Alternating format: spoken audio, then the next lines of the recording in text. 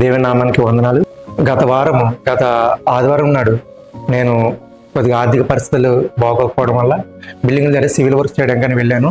అయితే నేను ఎప్పుడు కూడా మందిరం మాన్న నేను ఆ రోజు కొద్దిగా ఆర్థిక పరిస్థితులు బాగోకపోవడం వల్ల ఆ యొక్క సివిల్ వర్క్స్కి అయితే వెళ్ళడం జరిగింది. అయితే ఆ రోజు 4 వ్యక్తులు, నాతో పాటు ఇంకో 3 వ్యక్తులు, మొత్తం 4 కలిసి మేము ఆ యొక్క సివిల్ వర్క్ చేస్తుండగా ఈ యొక్క కరెంట్ తీగలు అయితే ఉన్నాయి. ఆ కరెంట్ తీగలు మేము చూసుకోకుండా ఆ యొక్క ఏదైతే ఆ పరకంను మేము కట్టడానికి అయితే ఒప్పుకున్నామో ఆ పనిని, ఆ యొక్క గ్రీన్ మ్యాట్ని మేము 5th ఫ్లోర్ నుంచి దింపుతుండగా ఒక్కసారిగా గాలి ఎక్కువగా వేయడం వల్ల ఆ యొక్క బరకం అంతా కూడా ఆ కరెంట్ తీగల మీదకి వెళ్ళిపోయింది. ఆ వెళ్ళిపోయినప్పుడు ఆ 3 తీగలు కూడా ఒక్కసారి ఏకమైపోయి కరెంట్ అయితే పాస్ అవడం జరిగింది. అప్పుడే మా 4 వ్యక్తులు ఒక వ్యక్తి ఆ యొక్క ఐరన్ గేట్కి ఆనుకుని ఉన్నాడు. ఆ వ్యక్తిని మేము లాగుతున్న ప్రయత్నంలో ఈ యొక్క కరెంటు తీగలు తెగిపోయి ఆ యొక్క గేట్ మీదకి అయితే వచ్చేసినాయి. ఆ యొక్క ఎటువంటి పొరపాటు జరిగినా సరే మేము 4 వ్యక్తులం కూడా అక్కడికక్కడే చనిపోదు అనమాట. కానీ దేవుని కృపను బట్టి, దేవుని యొక్క కాపుదలను బట్టి నాకు ఏమాత్రం కూడా ఏమి జరగలేదు. ఈ యొక్క సాక్ష్యం దేవుడు దీవించును గాక.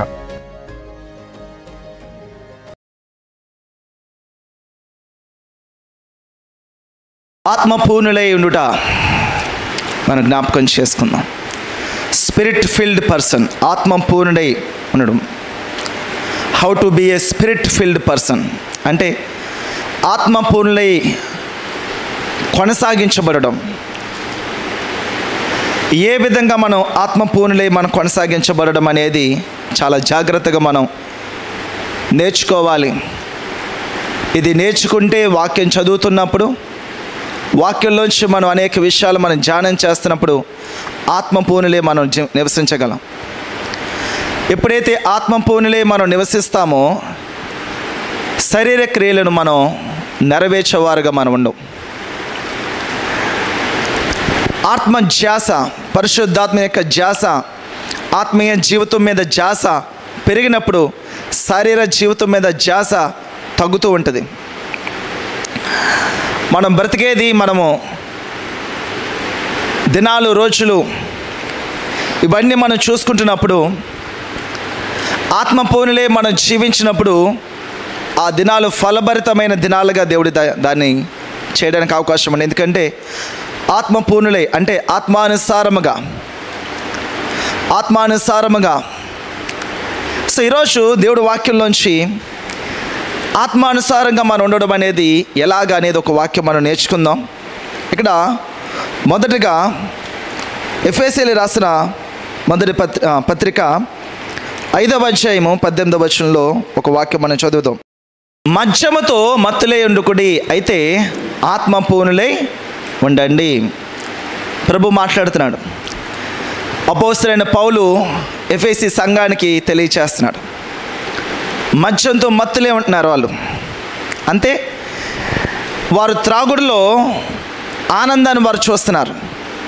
ఇంకొంచెము ఈరోజు కూడా సో వారు ఆ త్రాగుడు యొక్క విషయంలో లేకపోతే ఆ యొక్క వ్యసనంలో సంతోషాన్ని వెతుకుతున్నారు.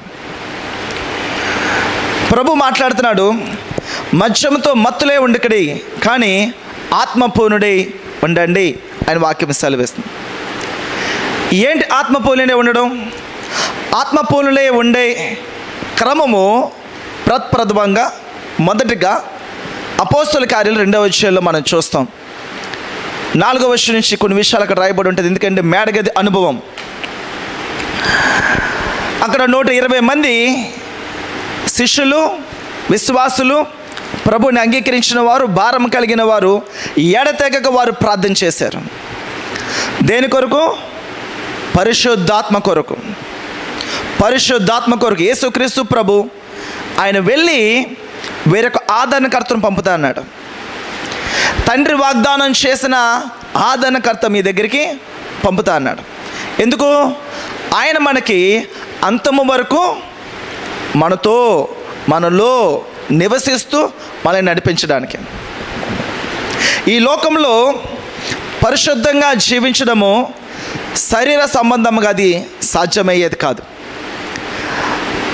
దేవుని చిత్తంలో జీవించడము మన శక్తి సామర్థ్యాలతో పొందుకునేది కాదు, నివసించేది కాదు. దైవికంగా మనం జీవించాలంటే దైవిక శక్తి మనకి అవసరం,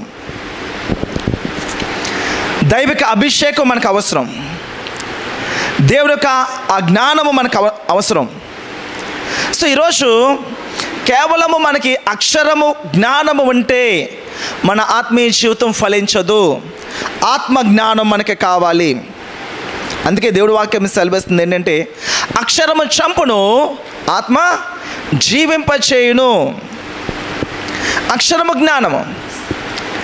ఆదికాండంలో ఏముంటాయో, నిర్గమాకాండంలో ఏముంటాయో, రూత్ గ్రంథంలో ఏముంటాయో, మలాకిలో ఏముంటాయో, మత్తయి సువార్తలు ఏముంటాయో, ప్రకటన గ్రంథంలో ఏముంటాయో, అక్షరపు జ్ఞానము ఉన్నంత మాత్రాన వారు ఆత్మీయ జీవితంలో ఫలించలేరండి. ఫలభరితంగా వారు ఉండలేరు. ఎందుకంటే అక్షరపు జ్ఞానము మనల్ని ఏం చేస్తుంది? జ్ఞానవంతులను చేస్తుంది. కానీ ఆ జ్ఞానాన్ని ఎలాగ మన ఆత్మీయ జీవితంలో పెట్టుకోవాలి, దీని యొక్క ఫలము ఎలా పొందుకోవాలనే విషయము పరిశుద్ధాత్మ దేవుడు మనకు తెలియజేస్తేనే అది సాధ్యమవుతుంది. నేను వాక్యం చదువుతూ మారు మనసు పొంది బాప్తిసం పొందినప్పుడు పరిశుద్ధాత్మతో ఇంకా నింపబడని సమయాల్లో వాక్యం చదివేవాని, ధ్యానించేవాని కొంతవరకు ఉపయోగకరం, కొంతవరకు అర్థమయ్యే రీతిగా ఉండేది. కానీ ఎప్పుడైతే పరిశుద్ధాత్మతో నింపబడ్డానో అది కొంతవరకు అన్నది నింపుదల వరకు వెళ్ళిపోయింది. అప్పటి వరకు ఉన్న ఒక ఆత్మీయ జ్ఞానము అక్కడి నుంచి మరొక స్థాయికి వెళ్ళింది. ఎప్పుడైతే పరిశుద్ధాత్మతో నింపబడి వాక్యం చదివానో వాక్యము లోతుకి అర్థమవడానికి అవకాశం వచ్చింది. ఈ వాక్యము మీరు చదివితే ఒకలాగా ఉంటుంది, నేను చదివితే ఒకలాగా ఉంటుంది, మీరు చదివితే ఒకలాగా ఉంటుంది. కానీ అసలు పరిశుద్ధాత్మ దేవుడు ఎందుకు రాశారు దాన్ని? ఆ సమయంలో ఆ పరిస్థితుల్లో పరిశుద్ధాత్మ ఆ మాట రాయడానికి గల కారణం ఏంటి అన్న సత్యము ఆత్మ కార్యము జరిగితేనే మనకి అది అర్థమవుతుంది. అది అర్థమవుతుందే మన ఆత్మీయ జీవితంలో మనం జీవించడానికి మనం ప్రారంభించినప్పుడు వచ్చే ఆటంకాలు, ఆ ఆటంకాల నుంచి మనం ఏం చేస్తాం? వాటిని అధిగమించి విశ్వాసంలో మనం ముందుకు వెళ్తుంటాం. ఎందుకంటే నీతిమంతులు కలుగు శ్రమలు అనేకములు. మరి దేవుడి వాక్యం ప్రకారం జీవించాలంటే అది మాటలతో కుదిరే పని కాదు. మనం అడగాలి. మీరు ప్రార్థన చేసినా, వాక్యం చదివినా, ఆరాధన చేసిన పరిశుద్ధాత్ముడా మాకు సహాయం చేయి. ఇప్పుడు ఆరాధన జరిగింది, ఆత్మతో సత్యముతో ఆరాధన చేయాలి. ఆత్మతో సత్యముతో ఆరాధన చేస్తేనే అది తండ్రి దగ్గరికి వెళ్తుంది. యేసుక్రీస్తు ప్రభువారు సమరయ స్త్రీ దగ్గర కొన్ని విషయాలు మాట్లాడుతూ ఒక మాట అక్కడ తెలియజేస్తారు. ఆరాధన రాబో దినాల్లో ఇంకా శక్తివంతమైన ఆరాధన జరుగుతుందని కొన్ని మాటలు అక్కడ చెబుతూ, వారు తమ పెదవులతో నన్ను ఆరాధించున్నారు కానీ వారి హృదయము దూరంగా ఉందంట. జస్ట్ పెదవులతో ఆరాధిస్తున్నారు. సో కాబట్టి ఆత్మతో సత్యముతో మనం ఆరాధించకపోతే, ఆత్మ సత్యముతో మన జ్ఞానముతో మనం నింపబడకపోతే కేవలం పెదవులతోనే ఆరాధన జరుగుతుంది. కానీ హృదయపూర్వకమైన పూర్ణ హృదయముతో ఆరాధన అనేది అది అక్కడ జరగదు. కాబట్టి ఏం చేయాలి? ఆత్మపూర్ణులే ఉండాలి. ఆత్మపూర్ణులే ఉండుటకు మనం ప్రయాసపడాలి. గుర్తుపెట్టుకోండి, ఇది మ్యాజిక్ కాదు, పాస్టర్ గారు ప్రార్థన చేసి వచ్చేది కాదు. అలనాడు అపోస్తులు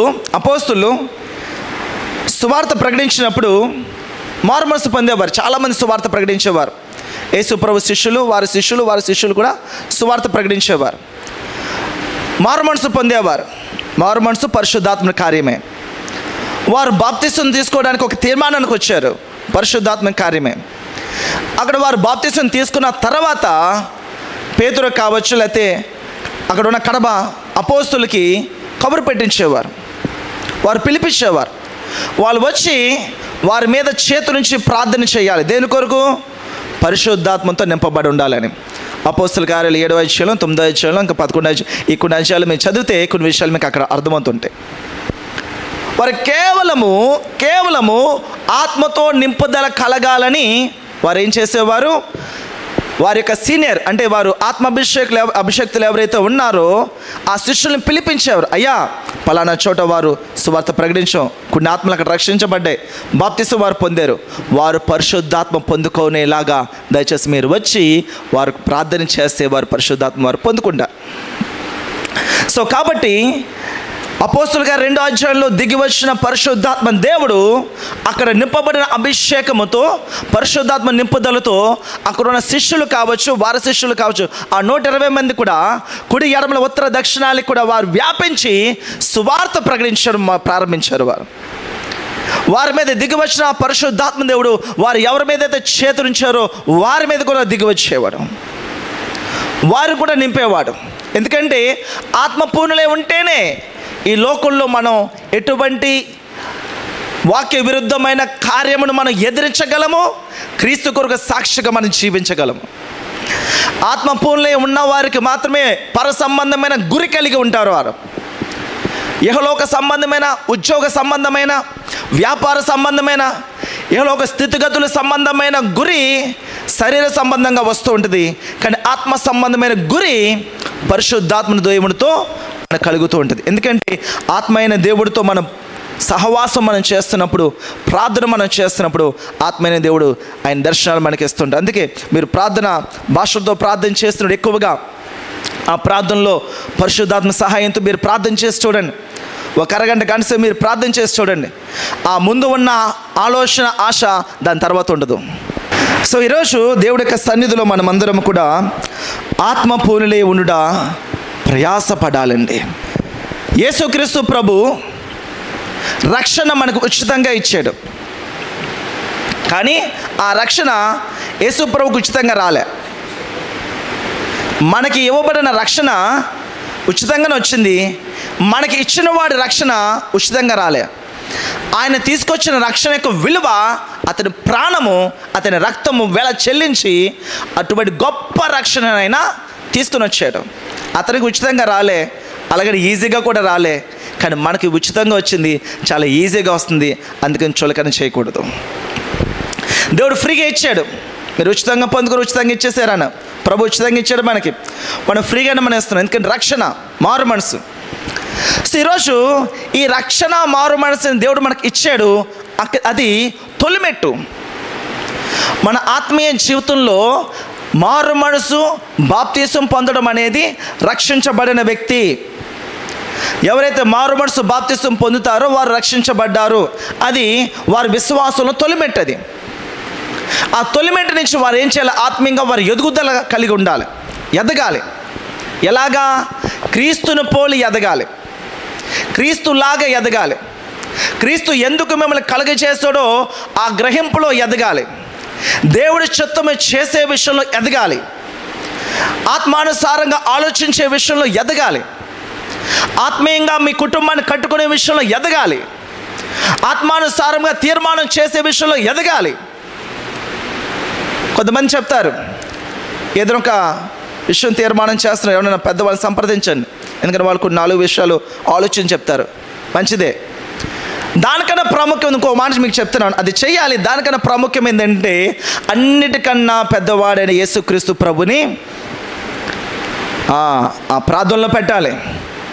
మీకు తెలిసినా, మీకు వచ్చినా, మీద ధనమున్నా, ఏదైనా సరే కొన్ని దినాలు మీకు ఏదైతే అనిపిస్తుందో దాన్ని ప్రార్థనలో పెట్టి ఆ నడిపింపు కొరకు ప్రభు సన్నిధిలో కనిపెట్టి, ఎస్ ఈ విషయాన్ని ప్రభు నడిపిస్తున్నాడు, ఈ విషయంలో ప్రభు ఆ యొక్క చిత్తాన్ని తెలియచేస్తున్నాడు అన్న విషయం మీరు గ్రహించుకున్నప్పుడు దాన్ని ప్రారంభించాలి. వారు ఒక తీర్మానం, ప్రభా రేపు పొద్దున్న 9 గంటలు నేను అక్కడికి వెళ్తాను, ప్రభా నడిపించు, ప్రభా నడిపించు ప్రభా. ఆల్రెడీ మీరు డిసైడ్ అయిపోయారు, రేపు మార్నింగ్ 9 గంటలు మీరు బయటకు వెళ్ళడానికి, పలానా పని మీద వెళ్ళిపోవడానికి మీరు డిసైడ్ అయిపోయారు. మీరు డిసైడ్ అయిపోయిన దానికి ఏం చేస్తున్నారు? ప్రభు నడిపింపు అడుగుతున్నారు. ఎందుకు? నేను అనుకున్న ఒక పని, ఆ పనికి నువ్వు హెల్ప్ చేయాలి. కమాండ్ చేస్తున్నారా, హెల్పింగ్ అడుగుతున్నారా? చూసారా? మన ప్రార్థనలు చాలా వరకు కూడా అందుకే మెలకువ కలిగి ప్రార్థన చేయవలను అని ఉంటుంది. మనం చేసే ప్రార్థన మెలకువ కలిగి ప్రార్థన చేయాలి. మొదట ఏం చేయాలి? ప్రభా రేపు ఉదయం 9 గంటలకు ఇది వెళ్ళాల్సి ఉంది, ఇది నేను వెళ్ళాలా లేదా అన్న విషయం మనం ఏం చేయాలి? కనిపెట్టాలి. ఇలా కనిపెట్టి ప్రార్థన చేస్తున్నప్పుడు కొన్ని ఆలోచనలు ప్రవహిస్తాడు. నలుగురు సంపాదిస్తూ 4 ఆలోచనలు ఎలాగైతే వస్తున్నాయో, ప్రభువుని సంప్రదిస్తే శ్రేష్టమైన ఆలోచనలు ప్రవహిస్తాడు. అప్పుడు ఎందుకు వెళ్ళాలి, ఎందుకు వెళ్ళకూడదు ఏమండి? సో దానికి ఖచ్చితమైన తీర్మానము దేవుడు ఖచ్చితంగా మనకిస్తాడు, నడిపింపు దేవుడు మనకిస్తాడు. అప్పుడు దాన్ని ముందుకు తీసుకుని వెళ్ళాలి. సో ఈరోజు ఇలాగ మనం దేవుని యొక్క చిత్తంలో మనం ముందుకు వెళ్ళాలి అని అంటే ఆత్మ పూనులే ఉంటేనే అది సాధ్యము, అది సాధ్యము. అపోస్తులు దాన్ని ఎరిగి వారు మారు మనసు పొందిన అది సరిపోదని బాప్తిసం పొందిన అది సరిపోదని అపోస్తులను పిలిచి వారి మీద చేతులుంచి ప్రార్థన చేయించేవారు. అక్కడితో దేవుని యొక్క రక్షణ కార్యము కొంతవరకు పూర్తవుతుంది. నింపబడిన వ్యక్తి వారు కూడా సువార్త ప్రకటిస్తూ కొత్త ఆత్మను రక్షిస్తూ అనేక మందిని ప్రభు దగ్గర నడిపిస్తూ ప్రభు సంఘంలో చేర్చేవారుగా ఉంటే వారి యొక్క రక్షణ కార్యము సంపూర్తిగా వారు నెరవేరుస్తున్న వారు అవుతారు, సంపూర్తిగా నెరవేర్చబడేవారు అవుతారు. మనం మారు మనసు పొందాం, బాప్తిసం పొందాం, పరిశుద్ధాత్మ నింపబడ్డాం, మళ్ళీ మనం ఏం చేస్తున్నాం? సువార్త ప్రకటిస్తున్నాం, ఆత్మ సంపాదన చేస్తున్నాం. మళ్ళీ సర్కిల్. ఇందులో వ్యక్తి మళ్ళా మారు మనసు పొందుతాడు, మళ్ళీ బాప్తిసం పొందాడు, మళ్ళీ పరిశుద్ధాత్మ నింపబడతాడు, పరిచర్య చేస్తాడు, కొత్త వాళ్ళని తీసుకుని వస్తాడు, మళ్ళీ ఒక కొత్త వ్యక్తి వచ్చాడు, మళ్ళీ మారు మనసు పొందాడు. ఈ సర్కిల్, ఈ స్పిరిచువల్ సర్కిల్ ఎప్పటికూ అది నడుస్తూ ఉండాలి. అలా నడుస్తూ ఉంటేనే మీ రక్షణ కార్యము దేవుడి యొక్క ఉద్దేశము నెరవేర్చబడింది, అది ఖచ్చితమైన క్రమశిక్షణలో అది వెళుతుందనే విషయాన్ని మనకి గ్రహించగలము. ఇలాగ ఆత్మను సంపాదించే పని ఒక్కొక్కరికి ఒక్కొక్క విధంగా దేవుడు మనకిస్తాడు. ఏమండి? ఒక్కొక్కరు ఒక్కొక్క విధంగా. వాళ్ళు కొంతమంది వాళ్ళకి ఆఫీస్లో అనేక మంది రక్షిస్తారు, వాళ్ళు పనిచేసే చోట, వ్యాపారం చేసే చోట, లేకపోతే వాళ్ళకి ఉద్యోగాల్లో, లేకపోతే వాళ్ళకి చదువుల్లో, కాలేజీల్లో, స్కూల్స్లో, లేకపోతే ఇరుగు పొరుగు వారి విషయంలో. కాబట్టి దేవుడిచ్చే ఒక్కొక్క కృప సువార్త ప్రకటించే విషయంలో, లేకపోతే సాక్ష్యం చెప్పే విషయంలో, లేకపోతే మందిరంలో పరిచర్య చేసే విషయంలో, ఇతరులకు సహాయం చేసే విషయంలో, క్రీస్తు ప్రేమను చూపించే విషయంలో.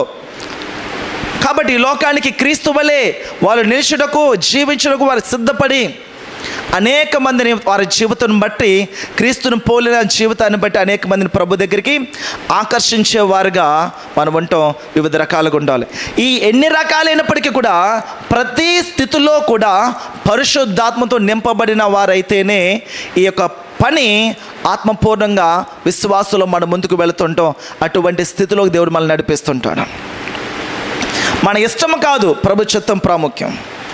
నాకు నచ్చిందండి, మీకు నచ్చడం ఇంపార్టెంట్ కాదు, నాకు నచ్చడం మీకు నచ్చడం ఇంపార్టెంట్ కాదు. ప్రభు విషయం ఏంటి, ప్రభు ఏం చేయమంటున్నాడు మీరు ధైర్యంగా చెప్పగలరా? ఈరోజు ప్రభు నన్ను ఇదే చేయమన్నాడు అని చెప్పగలరా?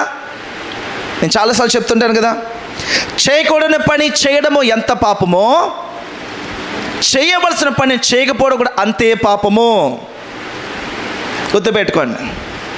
నేను ఏమి చేయట్లేదు అనుకో, అది పాపం చేస్తున్నాం అన్నమాట. దేవుడు ఒక ఉద్దేశం కలిగి ఉన్నాడు మీ పట్ల, అది చేయట్లే. మీకు ఒకటి నచ్చింది, అందులో ఉండిపోయారు అంతే, అలాగా బావులో కప్పలాగా. బట్ దాని కుదరదు, అది దేవుడి చిత్తం కాదు, అది ప్రభు నడిపింపు కాదు. ఆ కప్ప అందులోనే ఉంటుంది, ప్రభు నీ నడిపింపు కావాలంటుంది. ఏమిస్తాడు ప్రభు? ఏమిస్తాడు ప్రభు? ఏం మాట్లాడతాడు ప్రభు? అందుకే ప్రతి ఒక్కరి విషయంలో కూడా ఆత్మ నింపుదల, పరిశుద్ధాత్మ నింపుదల కలిగి ఉంటే ఇటువంటి బంధకాల్లోంచి, అపనమ్మకాల్లోంచి, అసత్యాల్లోంచి మనం బయటకు వస్తుంటాం. మనము కనిపెట్టాలి, మనము ప్రార్థించాలి, మనం తలపెట్టాలి, ప్రభు సన్నిధిలోంచి జవాబు మనం పొందుకోవాలి. ఆత్మీయ జీవితంలో, ప్రారంభ జీవితంలో ఓకే, వారు వీరు పాస్టర్ గారు ప్రార్థన చేస్తారు, జీవితాంతం ప్రార్థన చేస్తున్నారు అనుకోండి, సోమరమైన చెడ్డదాసుడు అని ప్రభు పిలుస్తాడు. వాడు ప్రార్థన చేయడం చేత కాదు, దేవుని చేతను తెలుసుకొని చేత కాదు, ఏం చేస్తాడంటే, అమ్మ నువ్వు ప్రార్థన చేయి, ఏమండి మీరు ప్రార్థన చేయండి, బాబు నువ్వు చేయి బాబు అని వాళ్ళ మీద వీళ్ళ కూర్చొని వెళ్ళిపోతాడు. ఈ లోకంలో బాగానే వెళ్ళిపోతారు. జాగ్రత్త, ఒకానొక దినాలు రాబోతున్నాయి. మీరు ఆత్మ పూనులే ఉంటేనే ఆ దినాల్లో మీరు నడిపించగలరు. మీరు ఆత్మ పూనులే ఉంటేనే ఎదురవుతున్న శ్రమలో ఆత్మపూర్ణతో, ఆత్మశక్తితో క్రీస్తు కొరకు మీరు జీవించగలరు. ఏదో దేవుడి పరిచర్య, దేవుడి సేవ చేయడానికి ఆత్మ కాదండి. మీరు మారు మనసు పొంది బాప్తిసం పొందారంటే, పరిశుద్ధాత్మ నింపబడ్డారంటే జరిగే ప్రతీది కూడా దేవుడి పనే. గుర్తుపెట్టుకోండి, ఒక వ్యక్తి మారు మనసు పొంది బాప్తిసం పొంది పరిశుద్ధాత్మతో నింపబడిన తర్వాత దేవుడు చెప్పే ప్రతి పని దేవుడి పనే. బహుశా చెప్పచ్చు, పలానా చోట నువ్వు ఉద్యోగం చేయని చెప్పచ్చు, అది దేవుడి పనే. పలానా వ్యాపారం నువ్వు ప్రారంభించని చెప్పచ్చు, అది దేవుడి పనే. పలానా రోజు నువ్వు అక్కడ వెళ్ళాలని చెప్తారు, అది దేవుడి పనే. పలానా వ్యక్తి నువ్వు సహాయం చేయంటారు, అది దేవుడి పనే. అది తెలుసుకోవాలి. ఎప్పుడు తెలుసుకుంటాం? అది ఆత్మపూర్ణలే ఉంటేనే మనం తెలుసుకోగలము, లేకపోతే తెలుసుకోలేము. అది తెలుసుకోక ప్రతి ఓడు పైకి వచ్చి బయటకోవడానికే ప్రయత్నం చేస్తుంటారు. దేవుడి చిత్తం తెలియక, దాన్ని గ్రహించుకోలేక. సో కాబట్టి ప్రభు చిత్తం తెలిస్తే, దాన్ని పట్టుకుంటే మనం ఎక్కడ నుంచున్నా సరే దేవుడి కార్యం జరుగుతుంది. హల్లెలూయా. ఆత్మకార్యం జరుగుతుందండి, ఆత్మకార్యం జరుగుద్ది. కాబట్టి దేవుడి యొక్క పరిశుద్ధాత్మతో మనం నింపబడిన వారైతే పరిశుద్ధాత్మ దేవుడు మనల్ని అందరూ కూడా నడిపిస్తుంటాడు. సర్వసత్యంలోకి మనల్ని నడిపిస్తుంటాడు, సర్వసత్యంలోకి మనల్ని నడిపిస్తుంటాడు. ఆత్మ పూనులే ఉండండి. గుర్తుపెట్టుకోండి. ఒక చిన్న క్లారిటీ మీకు ఇస్తాను చూడండి. దేవాది దేవుడు సృష్టి ఆరంభంలో భూమిని ఆకాశములు కలిగచేసి అది మంచిది అని అన్నాడు. సూర్యచంద్రుడు కలిగచేసి అది మంచిది అన్నాడు. ఒక రాత్రి ఒక పగలు గడవగా రోజాయను, అది మంచిది అన్నాడు. మొదటి రోజు, రెండవ రోజు ఆకాశ పక్షులు, లేకపోతే జంతువులు, లేకపోతే మొక్కలు, జలచరాస్తులన్నీ కూడా, సముద్రాలు, నదులు, ఇవన్నీ ప్రభు కలిగచేసి మంచిది మంచిది మంచిది మంచిది మంచిది అని చూశాడు. కానీ ఇక్కడ ఏమన్నాడు? అక్కడ మంచిదని మన ప్రభు చూస్తే, ఇక్కడ దినములు చెడ్డవి. మంచి దినాలే, మంచిగానే ప్రభు తీసుకెళ్ళాలని చూస్తున్నాడు, మంచిగానే దాన్ని పట్టుకోవడానికి ప్రయత్నం చేస్తున్నాడు. కానీ మనం ఏం చేస్తాం? వాటిని దినాలు చెడ్డవైపోయినాయి.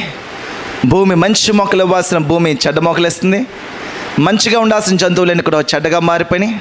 మంచిగా ఉండాల్సిన మనుషులందరూ కూడా ఒకరు దోచుకుంటూ, ఒకరు అన్యాయం చేస్తూ, ఒకరు అవమానపరుస్తూ, నిందలు వేస్తూ. చూసారా? అందరూ ఒకే తల్లి ఒకే తండ్రి బిడ్డలమే అందరం కూడా, శారీరకంగా ఆత్మీయంగా కూడా. శారీరకంగా ఆదాము అవ్వలు మన తల్లిదండ్రులు, ఆత్మ సంబంధంగా ఒకే ఒక దేవుడు. కానీ మనం ఎన్ని పోరాటాలు, ఎన్ని ఒడిదొడుకులో. సో కాబట్టి ఈరోజు మన దినాలన్నీ కూడా ఎలా ఉన్నాయంట? చెడ్డ దినాలు. జ్ఞాపకం చేసుకోండి. ఫస్ట్ ఆఫ్ ఆల్ ఎవరు జ్ఞాపకం చేసుకోగలరంటే ఆత్మ పూర్ణుడైన వాడు మాత్రమే. దినాలు చెడ్డవి.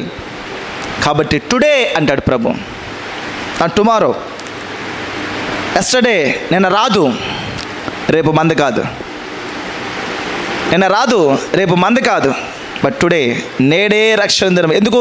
దినాలు చెడ్డవి. రేపు చూద్దాం, రేపు ఇంకా శక్తివంతంగా ఉండదు.